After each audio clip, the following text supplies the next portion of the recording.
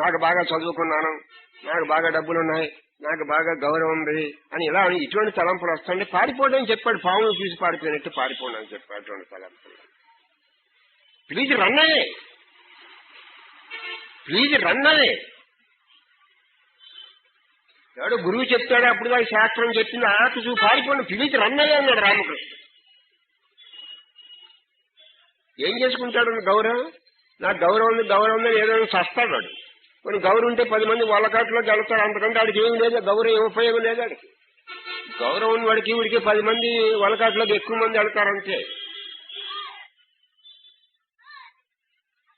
వాళ్ళు వాళ్ళకాట్లో వదిలేస్తారు, పిల్లలు ఇంట్లో వదిలేస్తుంది, పశువులు దూడపాకలు వదిలేస్తాయి, డబ్బు ఇలపెట్లో వదిలేస్తుంది.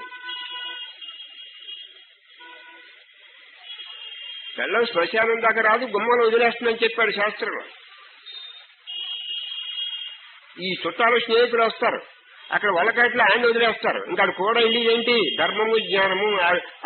జీవుడు కూడా వచ్చే ధర్మం విషయంలో జ్ఞానం విషయంలో ఎవడో శ్రద్ధ చేయటం దీనికి కారణం మాయ అంటే ఇదే. అది మీ జీవుడు కూడా సత్యం మీరు చనిపోయాక మీకు కూడా ఏవి వస్తాయి వాటిని సంపాదించాలని బుద్ధి కూడా మీకు కలగటం లేదు. మాయ అంటే ఇదే, అవిద్య అంటే ఇదే, అజ్ఞానం అంటే ఇదే, ప్రకృతి అంటే ఇదే. ఇది ఇందులోంచి బయటికి రాకుండా మీకు బ్రహ్మజ్ఞానం సాధ్యము కాదు, దేవుడు అనుగ్రహం కూడా మీరు సంపాదించలేరు.